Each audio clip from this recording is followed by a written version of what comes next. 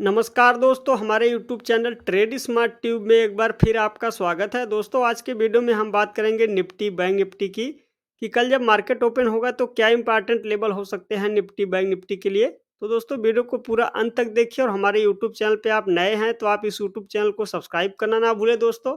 तो चलिए वीडियो को शुरू करें। आपके सामने भी निफ्टी का वीकली चार्ट है और वीकली चार्ट पे देखें तो इस सप्ताह एक बड़ी कैंडल का ब्रेकडाउन आता हुआ दिख रहा है। अब मान लीजिए निफ्टी अगर इसी वीकली चार्ट पे जैसे ही 22,000 के लेवल को ब्रेक करेगा, तो आप देखें कि ट्रेंड में आपको कुछ परिवर्तन आता हुआ दिखेगा और फिर आपको निफ्टी नीचे के लेवल पे कुछ करेक्शन दिखाता हुआ दिखेगा। तो इसीलिए आप देखें तो वीकली चार्ट पे आपको ज़रूर से पैनी नज़र रखना है दोस्तों। आइए से आप सीधा इंट्राडे चार्ट का रुख करते हैं और समझते हैं कि कल की डेट के लिए क्या इंपॉर्टेंट लेवल हो सकते हैं। ये है दोस्तों आपके सामने निफ्टी का 30 मिनट का चार्ट। अब इस चार्ट पे अगर आप देखें, तो ये जो ग्रीन कलर की लाइन है जो कि 22,000 के आस-पास है। एक बार ये लाइन अगर नीचे की ओर निफ्टी ब्रेकडाउन दिखाता है कल की डेट में मान लीजिए, तो आपको नीचे की ओर फिर दोबारा से 21,800 तक पहला लेवल पे निफ्टी पे सपोर्ट होगा, स्टैंड 30 मिनट के चार्ट पे। तो हो सकता है कि निफ्टी अगर नीचे की ओर अब देखिए कल की डेट में अगर मान लीजिए मार्केट गैप अप में हल्का-फुल्का ओपन होता है, क्योंकि देखें तो निफ्टी लगातार 3 दिनों से गिरावट आ रही है। तो आप देखें कि जैसे ही 22,100 के आस-पास पहुँचेगा, फिर वहाँ से कुछ सेलिंग प्रेशर दिख सकता है। दोबारा से जब निफ्टी 22,000 के नीचे आएगा, तो आप देखें कि आपको निफ्टी में एक एक यहाँ पे 21,800 के आसपास सपोर्ट होगा और 21,800 भंग हुआ तो नीचे के लेवल पे 21,500, ये 2 मेजर लेवल का सपोर्ट होगा नीचे के लेवल पे।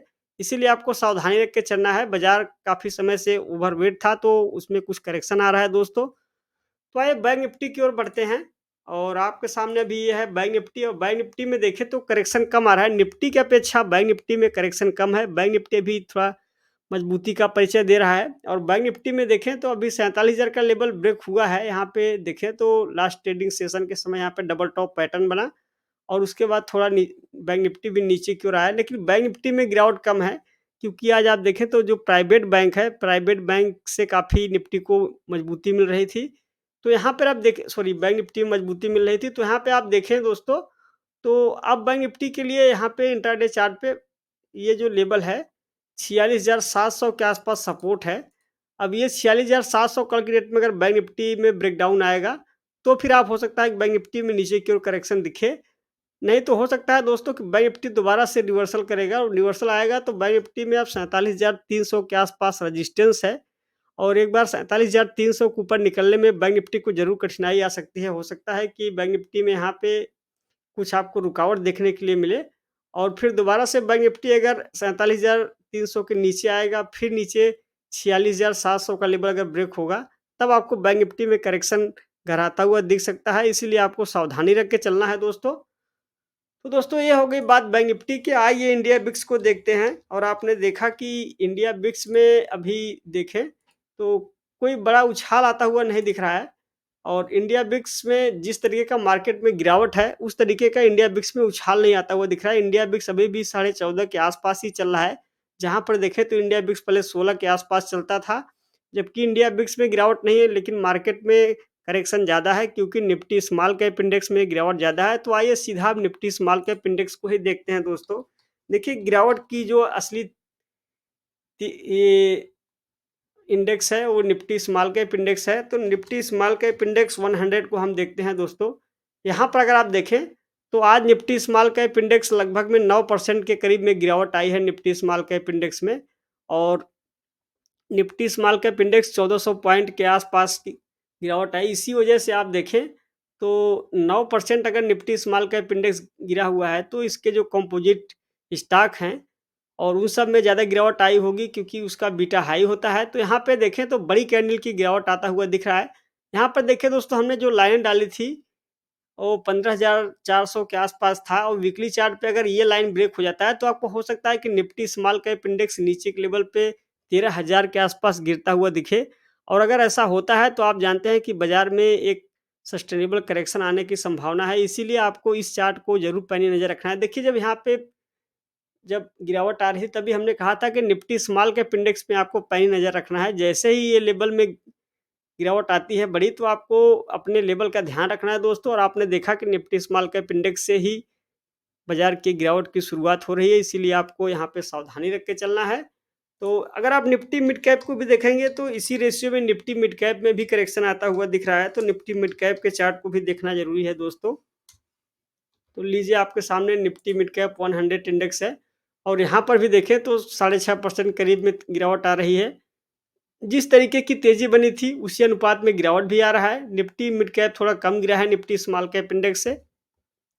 तो अब देखें दोस्तों तो निफ्टी मिड कैप में यहाँ पे 45,200 के आसपास सपोर्ट है। ये लेवल एक बार भंग हुआ तो निफ्टी मिड कैप का चार्ट का स्ट्रक्चर भी बिगड़ जाएगा और यहाँ पर भी आपको करेक्शन गहराता हुआ दिख सकता है। तो ये है दोस्तों निफ्टी मिड कैप। अब आइए दोस्तों हम गोल्ड के चार्ट को भी देख लेते हैं। गोल्ड में देखें तो गोल्ड में तेज़ी बनी हुई है और गोल्ड की तेज़ी इक्विटी मार्केट के लिए कभी शुभ संकेत नहीं होता और गोल्ड में देखें तो लगातार तेज़ी बनी हुई है।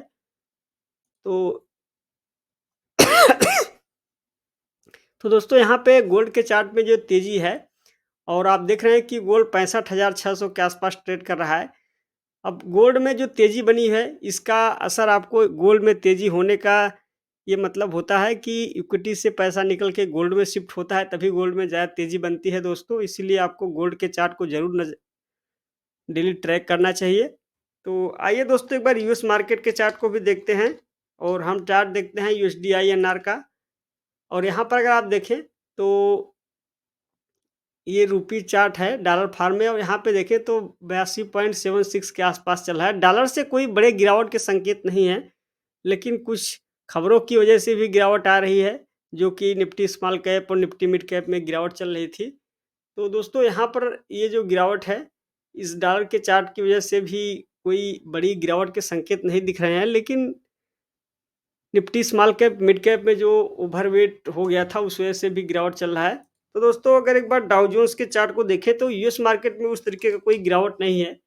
इंडियन मार्केट में गिरावट ज़्यादा है और यहाँ पे डाउ जोन्स के चार्ट को देखें तो डाउ जोन्स में तो बढ़त आ रही है, लेकिन यहाँ पे इंडियन मार्केट में आज काफ़ी गिरावट रही। तो हो सकता है कि मार्केट दोबारा से संभले और फिर आपको कुछ ऊपर की ओर रिवर्सल आने के बाद फिर से गिरावट आना स्टार्ट हो दोस्तों।